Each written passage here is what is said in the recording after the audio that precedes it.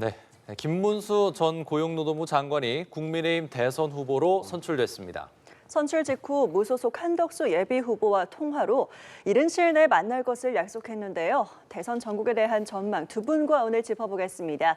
김철현 경희대 특임 교수, 김종욱 전 청와대 행정관 모셨습니다. 어서 오십시오. 어서 오십시오. 네, 국민의힘 대선 후보로 김문수 후보가 최종 확정됐습니다.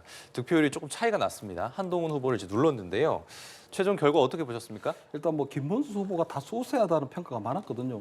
하지만 마지막에 한동훈 후보가 상승세가 괜찮았기 때문에 마지막에 혹시 대반전이 있지 않을까 하는 그런 뭐 기대가 컸었는데 결국 뭐 이 김문수 후보로 최종 후보가 됐고요. 예.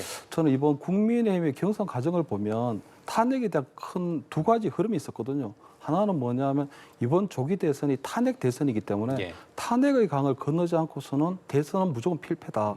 그렇기 때문에 그러한 부분들은 한동훈의 어떤 상승세로 나타난 부분이고요. 예. 또 하나는 헌재의 판결은 존중하지만 그러니까 탄핵을 반대하는 건 아니지만 어쨌든 비상계엄이라고 하는 사태가 벌어진 부분에 있어서는 민주당의 국정마비라는 그 원인이 있었다. 그리고 그 과정에서 보면 한동훈 당시 대표가 어떤 대통령을 파면시키는 탄핵시키는 그 과정에서 굉장히 큰 뭐 주도적으로 했기 때문에 예. 거기에 대한 한동훈 후보에 대한 반감이 굉장히 크게 나타났거든요. 그렇기 때문에 그러한 것들이 아마 뭐 최종 결과에서 보면 당심에서 크게 김문수 후보가 앞서는 그런 결과로 나타난 걸로 보이고요. 아마 이 과정에서 보면 저는 당원들도 굉장히 고민이 많았던 것 같아요. 왜냐하면은 올해 이제 뭐 보면은 그 최종 이제 투표율이 한 53%였는데 지난 대선 때는 한 63% 정도 됐거든요. 그렇습니다. 그래서 예. 10% 정도 빠졌다는 건 결국 김문수 후보를 찍으려니 아무래도 탄핵 프레임에 갇혀서 대선을 치르는 데서는 굉장히 어려울 것 같고 그렇다고 한동훈 후보를 찍자니 우리가 뽑은 당원들이 뽑고 국민들이 선출한 대통령을 끌어내렸다는 그런 한동훈 후보에 대한 반감들이 있었거든요. 예. 그런 부분들이 저는 오늘 낮은 투표율, 뭐 지난 대선 때보다는 조금 낮은 투표율로 나타난 게 아닌가 이렇게 보입니다. 예. 당심이 가장 주요한 역할을 했다 이렇게 분석하셨는데요. 경선 최종 결과 보셨습니까? 어떻게 보셨습니까? 예, 뭐 많은 국민들이 이제 준결승전이다 이렇게 보신 측면이 있는 거죠. 그러니까 완벽한 대선 후보가 선출되는 것이 아니라 한덕수 전 국무총리와의 단일화를 염두에 둔 측면이었기 때문에 소위 제가 볼 때 흥행하기 어려운 조건이었다는 생각이 들고요. 네. 근데 결론적으로 말씀하셨던 것처럼 탄핵을 반대한 세력의 승리였다. 이런 측면에서는 민심과 반대 방향으로 간 거 아닌가라는 느낌이 들고요. 그렇게 뽑혀진 후보가 누구냐? 김문수라고 하는 후보입니다. 김문수 후보는 실제 국민의힘 내부에서 4, 5개월 전만 하더라도 대선 후보로 이름이 올라오지도 않았던 예. 분이었습니다. 예. 갑작스럽게 저희 위헌 위법적인 비상계엄 이후에 윤석열 전 대통령과 가장 싱크로이 되는 사고방식을 가지고 있었다라는 이유만으로 쭉 어떤 급상승을 했는데요. 전 세 가지 장면이 생각이 납니다. 하나의 장면은 뭐냐면 본인 김문수 후보가 노동부 장관으로 인사청문회 할 때 일제시대 우리 선조는 일본인이다. 이런 얘기를 직접 본인의 입으로 했었습니다. 네. 그러니까 친일 사관을 가지고 있는 분이라고 저희들이 많은 비판을 했었던 거죠. 두 번째 작년 12월 11일 날 국무위원 모두가 단체 사과를 했었는데 혼자만 사과를 하지 않았습니다. 좀 제가 볼 때는 비상 계엄 자체가 문제가 없다고 판단했던 인물이라고 볼 수 있는 거죠. 세 번째가 이것도 예를 들면 작년인데요. 올해 2월 달인데요. 유죄 확정 전까지 내란이라는 말을 하지 말아라. 이런 얘기를 했습니다. 제가 볼 땐 명확하게 내란을 옹호하고 내란의 우두머리를 옹호하는 분이 국민의힘 대선 후보가 됐을 때 많은 국민들이 이런 후보를 선택할 수 있을 것인가라고 하는 측면에서 저는 국민의힘은 어찌 보면 이 탄핵이라고 하는 잘못된 프레임 안에 다시 갇혀버렸다는 생각이 들어서 좀 정당 민주주의라는 측면에서 매우 아쉽다, 안타깝다 이런 생각이 듭니다. 네. 오늘 김 후보는 수락연설과 기자간담회를 통해서 여러 얘기를 했는데요. 먼저 민주당 이재명 후보를 향해선 독재자라고 표현을 했고요. 윤 전 대통령 출당은 생각해 본 적이 없다라는 발언을 했습니다. 해당 부분은 좀 어떻게 평가하실지요? 일단 뭐 김문수 후보가 국민의힘의 최종 후보로 뭐 일단 선택은 됐지만 아직 한덕수 후보와의 어떤 단일화 협상을 앞두고 있거든요. 그렇기 때문에 아마 오늘 뭐 국민의힘 최종 후보 되고 난 다음에 전체적인 아마 이번 대선은 아마 이재명 심판, 반 이재명 연대를 통한 이재명 심판이라는 그 화두를 분명히 하면서 아마 윤석열 전 대통령과의 관계에 대해서는 아직까지도 미온적으로 아마 대처하고 있는 상황인데 네. 저는 아마 김문수 후보가 지능적으로 나름대로의 어떤 단일화 경선 전략의 차원이라고 보거든요. 투 트랙으로 갈 수밖에 없는 부분이 아무래도 한덕수 후보와의 어떤 단일화 과정에서 볼 때는 지금의 스탠스처럼 나름대로 계속적으로 윤석열 전 대통령의 관계 그리고 탄핵에 반대하는 그런 스탠스들이 아무래도 국민의힘의 뭐 우세적인 그런 지지를 끌어낼 수 있다고 생각하기 때문에 아마 단일화 경선 전략에서 좋다고 생각해서 그렇지만 아마 만약에 김문수 후보가 본선 후보로 최종적으로 단일화 후보가 된다면 네. 아마 그 경선 전략을 어떤 대선 전략을 바꿀 수밖에 없는 거거든요. 왜냐하면 아마 이번 조기 대선은 탄핵 대선이기 때문에 탄핵이라는 부분들이 국민들이 어떤 선택 기준에 가장 큰 영향을 미칠 수밖에 없는데 네. 그 과정에서 지금 보면 민주당 이재명 후보가 대법원 상고심에서 유죄 취지로 파기환송이 된 예. 나름대로 국민의힘으로 볼 때는 굉장히 큰 호재를 만난 상황이거든요. 네. 그런데도 불구하고 계속적으로 탄핵이라는 프레임에 갇혀 있게 되면 중도층이라든가 무당층에 대한 확장 효과가 전혀 떨어지기 때문에 저는 지금 당장 김문수 후보가 한덕수 후보의 단일화 경선 전략 차원에서 아마 현재의 스탠스를 유지하지만 아마 본인이 아마 뭐 최종적으로 단일화 후보가 된다면 예. 아마 그때 가서는 새로운 바뀔 아마 것이다. 탄핵 프레임에서 벗어나기 위한 다른 뭐 윤석열 전 대통령의 관계를 정리한다거나 아니면 일각에서 얘기하는 것처럼 뭐 당명을 개정하는 다른 뭐 모습을 보인다든가 하는 그런 형태로 나가지 않을까 그렇게 보입니다. 예, 단일화를 고려하고 오늘 어떤 포지션에 대한 전략적 차원으로 보인다라고 얘기를 해주셨고요. 마찬가지로 오늘 수락연설 어떻게 좀 보셨을까요? 저는 김문수 후보가 독재자라는 얘기를 하는 거 보면서 이거 누워서 침 뱉는 거 아닌가 이런 생각이 들었어요. 독재자라는 게 독재를 행한 사람한테 얘기하는 거 아니겠습니까? 아니, 이재명 후보 같은 경우는 국정 운영을 책임지고 담당한 적이 없었습니다. 근데 본인이 모셨던 전직 대통령 같은 경우는 헌재에서 파면당했습니다. 파면당한 이유가 뭡니까? 핵심적으로는 위헌위법적인 비상계엄이라는 것이고 그 성격 자체가 내란이라는 거 아니겠습니까? 그런 행위를 하는 사람들을 우리는 독재자라고 얘기를 하는 겁니다. 아니, 그런 전직 대통령, 파면당한 대통령을 모시고 국무위원을 했던 분이 대선 후보가 됐다라고 얘기하면서 이재명 후보에게 독재자라고 이 프레임을 씌우는 것 자체는 좀 매우 후한무치하다. 그리고 이런 내용들 계속 말씀하시게 되면 여전히 내란을 옹호하는구나. 그다음에 내란을 진두지휘했고 결정했던 내란 우두머리인 파면당한 전직 대통령을 계속 옹호하는구나. 그런 분한테 국정을 맡기면 어떤 일이 벌어지겠습니까? 다시 내란이 일어나지 말란 법이 있겠습니까?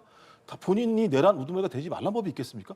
전 이 정도 상황이라면 국민들한테 죄송하다고 사과를 하고 다른 방향으로 가야 되고 누구이건 민주공화국 헌법 체제 아래서는 독재로 가지 말아야 된다고 말씀하시는 게 맞는데 그냥 선거 전략적으로 저렇게 말씀하시는 거 보면 국민들 입장에서는 답답하다. 그리고 저런 분이 저렇게 말씀할 수도 있을 것인가라고 하는 생각을 할 수밖에 없을 것이다. 그러니까 계속 내부의 지지층만을 위한 발언들을 하고 계신 거예요.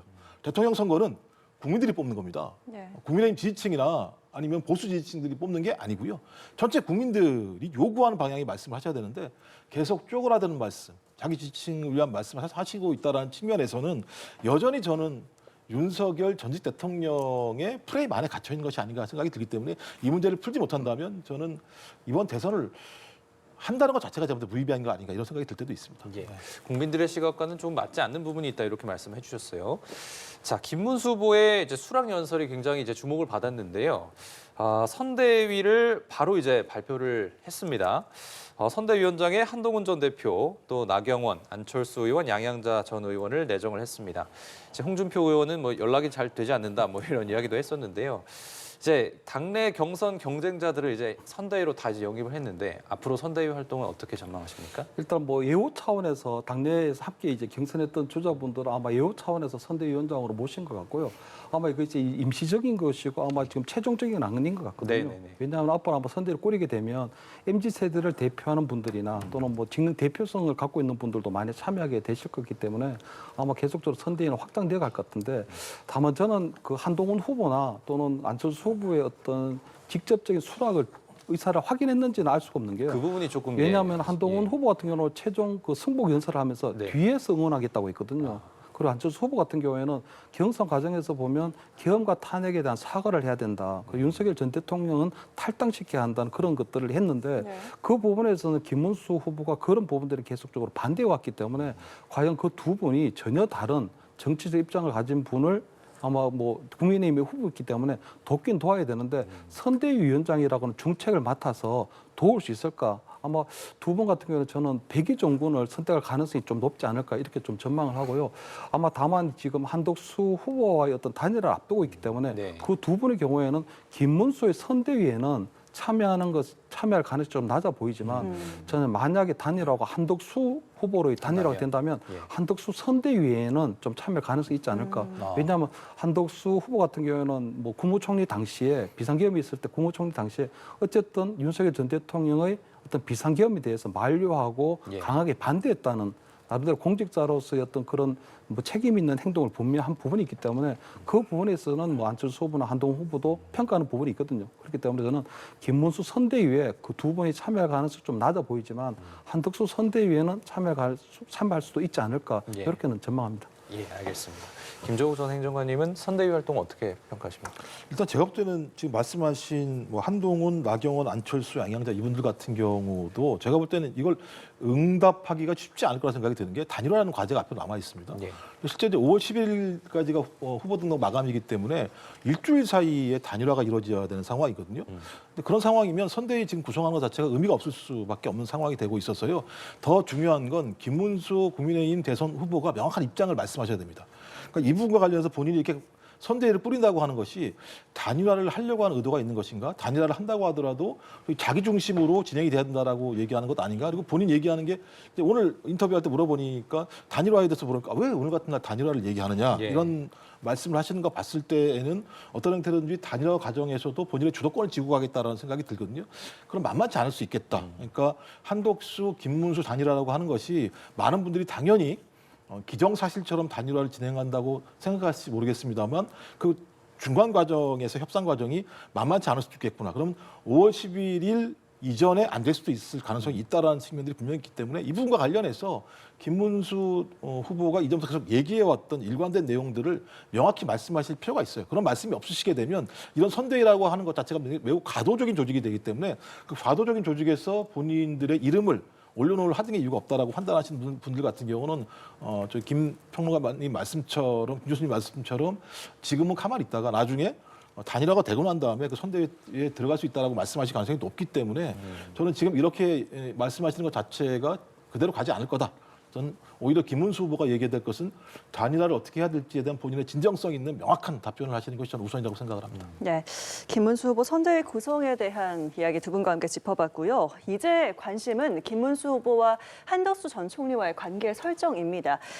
오늘 두 사람이 10분간 통화를 하면서 이른 시일 만나기로 했다라는 얘기가 전해지고 있고요. 구체적인 회동 시기나 단일화 시점 같은 부분들은 아직 이야기가 오가지 않았다라고 합니다.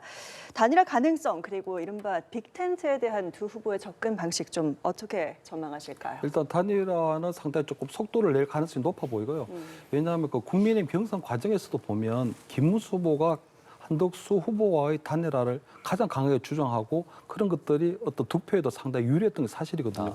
이에 반해서 이제 뭐 홍준표 후보나 아니면 한동훈 후보 같은 경우에는 거기에 뭐 어떤 한덕수 후보와의 어떤 단일화 내용에 대해서 상당히 강한 거부감들을 또 표시했기 때문에 그런 부분들이 오히려 약간 간표현이 됐다는 얘기도 있거든요. 근데 문제는 이 단일화 과정이 오늘 통화도 하셨지만 상당히 삐걱거릴 가능성이 좀 커졌습니다. 왜냐하면 아마 이재명 후보가 어쨌든 그 대법원에서 이 유죄 취지 파기환송이 되고 난 다음에 새로운 변수가 생겼거든요. 그러다 보니까 국민의힘 내부에서도 어쨌든 그 김문수 후보가 8강, 4강 그리고 최종 후보로 되는 과정에 있어서 국민의힘 지지층들이 상당히 김문수 후보로 결집된 부분이 있기 때문에 지금은 국민의힘 내부에서도 보면 이재명 후보의 어떤 이재명 후보가 유죄가 되는 호재를 만났기 때문에 굳이 한덕수라고 하는 용병을 끌어들여서 단일화할 필요가 있느냐. 그냥 우리 국민의힘의 정통 후보가 그대로 밀고 나가도 되지 않겠느냐 하는 그런 여론이 있기 때문에 저는 한덕수 대행과의 어떤 그런 이 단일화 과정이 상당히 조금 처음에 볼 때는 한덕수로의 어떤 단일화 부분이 있었다면 그런 부분에 있어서 기싸움이 좀 벌어질 가능성이 크고요. 오늘도 보면 김문수 후보 같은 경우에는 반 이재명 연대가 가장 중요한 하도거든요. 하지만 지금 한덕수 후보 같은 경우에는 명분이 있어야 되는데 반 이재명이 아니라 개헌 연대가 돼야 된다고 얘기를 하고 있거든요. 그런데 한덕수 후보 같은 경우에는 개헌이라고 얘기하지만 지금 얘기하고 있는 부분은 그냥 임기 단축이고 다음 그 총선에 가서 총선과 다음 대선을 임기 동시 선출을 할 수 있다. 그것밖에 없는 부분이기 때문에 그 개헌안에 대한 구체적인 어떤 로드맵이 전혀 나오지 않고 있는 부분이거든요. 그렇기 때문에 저는 아마 그 한덕수 후보 같은 경우에는 반 이재명 연대에 들어가는 부분은 말고 개헌을 중심으로 한 세력 연대를 원하는 것 같고 그 김문수 후보 같은 경우는 지금 반 이재명 연대가 돼야 되는 부분이 있기 때문에 그 과정에 있어서 상당한 진통이 좀 생기지 않을까 하는 부분에 있어서 아마 처음에 김문수 후보가 얘기했던 것처럼 한덕수 후보의 단일화 상당히 조금 속도감 있게 그리고 한덕수 후보의 단일화 내용 부분이 지금은 이재명 후보가 유죄 취지로 파기환송되면서 새로운 흐름이 생기면서 약간은 국민의힘 내부에서도 아마 단일화에 대한 이런 것들이 아마 진통이 좀 생기지 않을까 이렇게 보입니다. 예, 반명연대와 개헌 빅텐트 간의 기싸움이 좀 우려가 된다라는 얘기해 주셨는데요. 어떻게 들으셨습니까? 제가 이제 후한무치라는 말을 또 한 번 쓰게 되는 건데요. 그러니까 개헌을 말씀하실 수 있나? 적어도 저는 윤석열 정부를 내란 정부라고 생각을 합니다. 내란이 어떤 거겠습니까? 그러니까 위헌위법적인 비상계엄을 통해서 내란을 일으켜서 민주공화정의 헌정체제를 무너뜨린 것 아니겠습니까? 헌정체제를 무너뜨려서 국민 기본권을 침해했다라고 헌법재판소가 판결을 내려서 파면을 하면서 국민 배신행위라고 했었습니다. 그걸 했던 내란 정부에 있었던 분들이 김문수, 한덕수 이 두 후보예요. 네. 이 두 후보가 개헌이라는 고리를 가지고 연대를 한다? 제가 볼 때 이건 말이 안 되는 얘기인 거죠. 아니 헌법을 무너뜨린 분들이 어떻게 개헌을 말씀하실 수가 있습니까?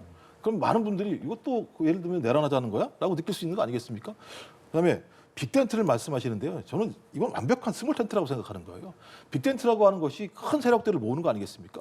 큰 세력을 모으기 위해서는 국민들이 원하는 방향으로 가야 되는 거 아니겠습니까? 탄핵에 대해서 찬성한 국민들이 60%가 넘습니다. 탄핵에 찬성한 분들이요. 반대하신 분들은 30% 정도입니다. 그다음에 대통령에 대해 파면에 대해서 찬성하신 분들이 60% 정도가 넘습니다. 반대하신 분들이 한 30% 정도입니다. 그럼 많은 국민들이 뭘 요구하신 것? 탄핵을 찬성한다. 대통령은 파면돼야 한다. 그러면 이 빅텐트를 치기 위해서 그 방향으로 가야 되는 거 아니겠습니까? 근데 지금 한덕수 후보든 김문수 후보든 본인들이 얘기하는 건 뭐냐면 내란과 관련해서 매우 애매모호한 태도를 취하고 있고 내란을 진행했던 우두머리에 대해서도 그것을 옹호하려는 태도를 가지고 있다. 근데 그런 얘기를 하면서 빅텐트를 치겠다고 얘기하는 게 이게 말이 되는 건가?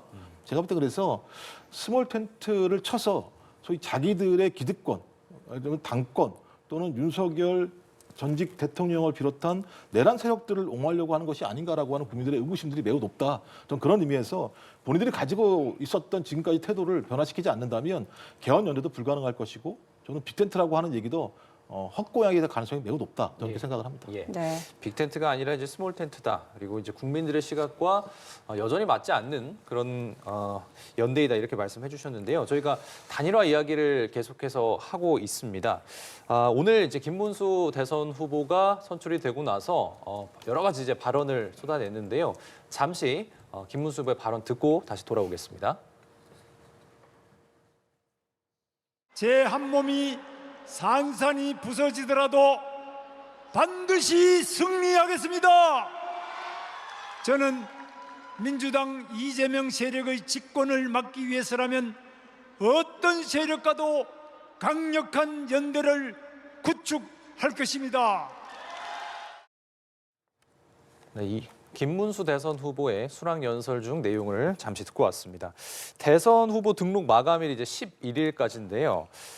단일화 이제 속도를 내겠다는 건데 그동안에 이제 가장 적극적인 입장으로 단일화를 하겠다고 했는데 조금 전에도 계속 저희가 이야기를 했지만 이게 속도를 낼 수 있을까요? 어떻게 보십니까? 제가 볼 때 김문수 후보가 지금까지 했던 얘기가 진심이라면 속도가 빨리 날 수밖에 없는 상황입니다만 오늘 인터뷰 발언을 보게 되면 왜 오늘 이런 얘기를 하느냐. 그러니까 김문수의 시간이다 이렇게 얘기를 하는 것 같아요. 근데 저는 그렇게 얘기한다면 당연히 협상 과정에 논란이 있을 거다. 이미 제가 볼 때 단일화도 말이 안 되는 상황입니다. 5월 3일, 오늘 5월 3일 국민의힘이 대선 후보를 선출하고 난 다음에 내일, 모레 정도 만나서 어떤 누울 협상이 이루어지지 않게 된다면 저는 5월 9일, 10일 이전에 단일화가 될 수 있을까? 좀 물리적으로 불가능하다고 생각이 들거든요. 그러면 내일 4일, 5일 정도에 모여서 누울 미팅을 해서 자, 우리 토론도 하지 맙시다. 그냥 국민 여론조사 합시다. 라고 얘기를 해서 한 7일이나 8일, 이틀은 해야 되니까 하루만 할 수는 없는 거니까요. 7, 8일 정도 해서 결정을 한다면 국민들이 어떤 기준과 판단을 가지고 후보를 선택할 수 있는지에 대해서 국민들한테 아무런 알 권리를 주지 않으면서 그냥 강제적인 단일화. 단일화 이유도 아까 말씀하셨던 것처럼 개헌 또는 반 이재명밖에 내용이 없어요. 또 개헌도 어떻게 하자라고 하는 내용도 구체적으로 없는 상황입니다. 그렇다면 그냥 헛겁대기의 내용들만 갖고 일단 단일화하자라고 얘기하는 것 자체가 또 다른 제2차의 국민 배신이 아닌가라는 생각이 들기 때문에 그렇다 그만큼 알찬 내용을 채워야 되는데 이 내용을 채울 수 없다면 또 그리고 한덕수를 지지하는 층과 김문수를 지지하는 국민의힘 층, 이 두 층 같은 경우가 화학적 결합을 할 수 없고 갈등이 심해진다면 5월 11일 이후라도 단일화를 할 수 있는 것 아니겠습니까? 그러면 5월 20일 재외국민 투표가 있는 그 20일 이전에 해야 되는 상황. 이런 상황이 된다면 단일화라고 하는 것이 내용 문제가 아니라 자분 문제로 오히려 시간이 갈 수 있다는 생각이 들기 때문에 저는 쉽지 않은 길을 가고 있고 내용도 좀 충실하지 않다라는 생각이 듭니다. 그래서 아까도 말씀드렸습니다만 김문수 후보든 한덕수 후보든 왜 단일화를 해야 되는지에 대한 명확한 내용, 그다음에 본인의 진정성들을 국민한테 밝히는 것이 저는 우선이다. 이것이 전제가 되지 않는다면 많은 분들은 단일화가 될 수 있을까라고 하는 또 막연한 어떤 나름대로의 위험을 느낄 거라 생각이 들기 때문에 두 후보가 진짜 생각이 있다면 빨리 국민에게 말씀하시고 신뢰할 수 있도록 하는 것이 저는 선결적 요소라고 생각을 합니다. 네. 네. 단일화 이제 쉽지 않을 것이라고 전망하셨는데요. 가능할 거라고 보십니까? 일단 뭐 김문수 후보나 한덕수 후보나 지금 표현의 방식은 다르지만 어쨌든 이번 대선에서 이재명 후보의 집권을 막아야 된다는 큰 공감대를 갖고 있거든요. 그렇기 때문에 아마 김문수 후보가 얘기하는 반 이재명 연대 안에 그냥 개헌 연대를 집어넣으면 되는 부분이 있거든요. 예. 그렇기 때문에 저는 두 분 사이에 뭐 어떤 단일화를 위한 큰 공통적인 화두는 갖고 있다는 생각이 들고요.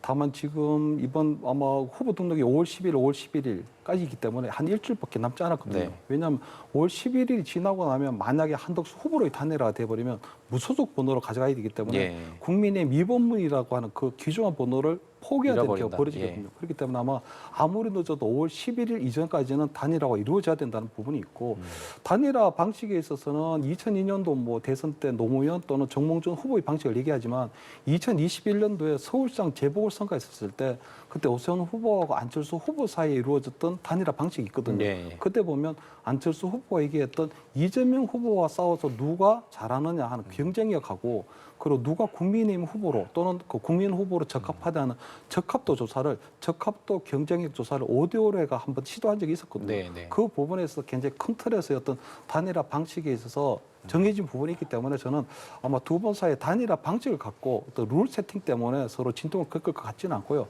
다만 어느 시점에 어떤 형태로 하는 것이 조금 명분 있는 단일화가 될 것이냐 하는 그런 부분에 더 초점을 맞추지 않을까 이렇게는 보입니다. 네. 이번에는 민주당의 반응도 좀 살펴보도록 하겠습니다. 민주당 이재명 후보는 반헌법 민주공화국 파괴 세력들끼리 연합하는 것이다라면서 견제구를 좀 던지는 모습 보였고요. 민주당은 내란 정당이라는 공세를 펼쳤습니다. 이 민주당의 해당 메시지 어떻게 좀 봐야겠습니까? 뭐 사실대로 맞는 얘기니까요. 뭐 반헌법 민주공화국 파괴 세력끼리 연합하는 것이다. 말씀하신 것처럼 한덕수 국무총리는 내란 총리였지 않습니까? 김문수 국민의힘 후보 같은 경우는 내란 국무위원이지 않았습니까? 두 분이 중에 한 분은 국민의힘의 후보가 됐고 한 분은 국정을 빈틈없이 지키겠다고 말씀하시다가 갑자기 느닷없이 사퇴를 하시고 대통령 선거에 나오셨으니 이 두 분이 뭉치는 건 누가 뭐라고 하더라도 반헌법 민주공화국 파괴 세력끼리 연합하는 거죠. 뭐 김문수 국민의힘 후보는 제가 초반에 비판을 했으니까 한덕수 전 국무총리 같은 경우 어떤 분입니까? 3년 동안 내란 정부의 단 한 명인 국무총리였었습니다. 그리고 저희 전직 대통령이 내란을 일으킨 이후에 탄핵을 당하고 나서 소위 그 권한대행을 하고 있었는데 권한대행하는 기간 내내 위헌적 행위들을 반복적으로 했었습니다. 아니 제가 제일 지금 화가 나는 게 어떤 거냐면 3인의 정당목 헌법재판관들을 임명하지 않음으로써 헌재가 탄핵된 대통령을 심판할 수 없게 만드는 사태를 만들어놨습니다. 그리고 돌아와서도 마찬가지입니다만 소위 헌재가 문제가 있다라고 얘기했던 헌법재판관 임명에 대해서 임명을 하지 않고 있다가 권한도 없는 2명의 헌법재판관들을 지명하는 일까지 벌어졌습니다. 그러니까 계속 지금 위헌적 행위들을 헌재가 결정했음에도 불구하고 위헌적 행위를 한 거죠.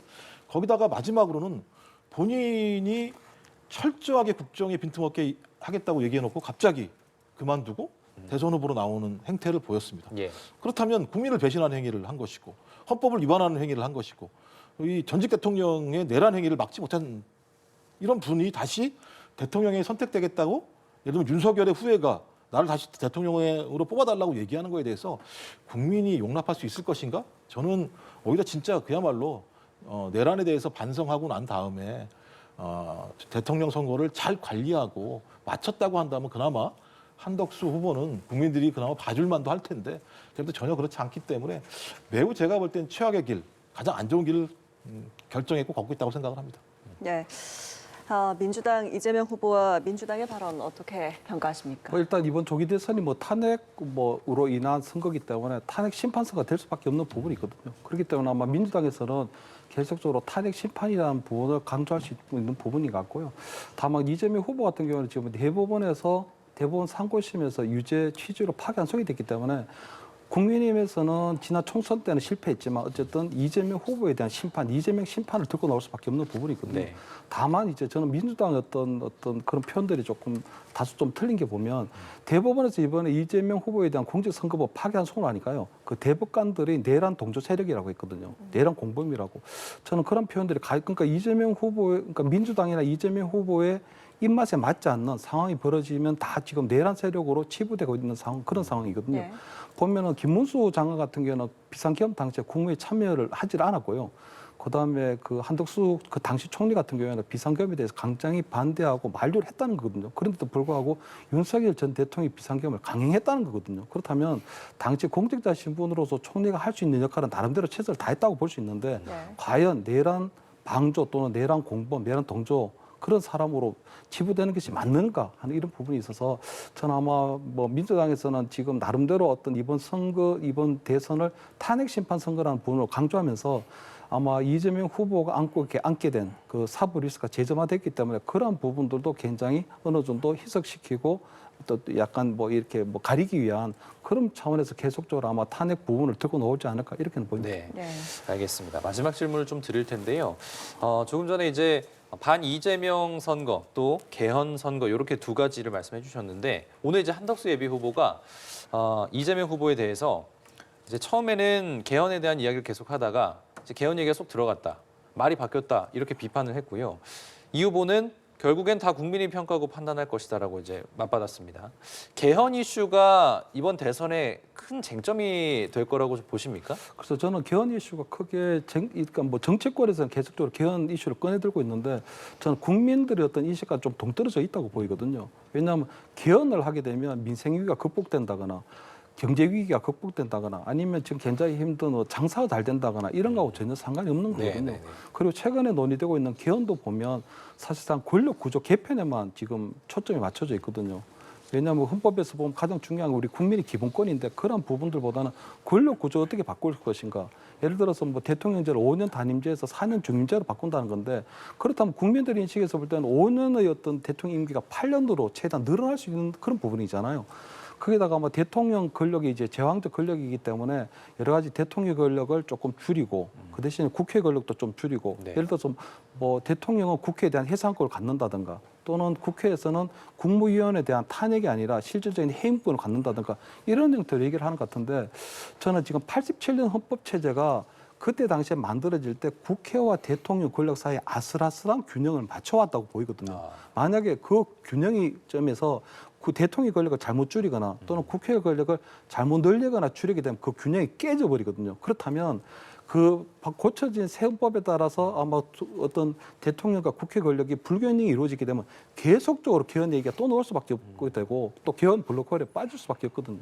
그렇기 때문에 저는 지금 대통령이 부재가 된 상태가 5개월이 지났습니다. 그렇기 때문에 저는 지금 우리 미국 뭐 트럼프발 뭐 관세 전쟁 여러 가지 지금 경제 위기를 얘기하고 있는데 이 개헌이라는 걸 통해서 경제 위기를 극복할 수 있는 게 아니기 때문에 저는 지금 우리 대선 후보들 사이에 논의돼야 되는 건요. 앞으로 향후 본인들이 대통령직을 맡게 되면 어떠한 경제 정책으로 대한민국 경제 위기를 극복할 것인가에 대한 그런 경제 청사진을 좀 내야 할 판이거든요. 근데 이재명 후보 같은 경우도 지금 뚜렷한 경제 정책이 보이질 않아요. 문재인 정부 때는 그나마 실패한 소득 주도 성장이라는 게 있었지만 지금 이재명 후보 같은 경우도 지금 뚜렷한 어떤 대한민국의 앞으로 이끌어갈 5년의 경제 정책 얘기하지 못하고 있고 네. 지금 한덕수 후보 같은 경우도 개헌이라는 게 통해서 저는 경제하고 전혀 상관이 없거든요. 그리고 본인이 강점이 있는 부분이 경제거든요. 경제 전문가이기 때문에 저는 지금 본인이 어떤 개헌이라는 부분보다는 경제 관련된 부분, 본인의 강점, 그리고 이재명 후보의 차별화가 있는 이런 부분들을 어필해야 저는 국민들이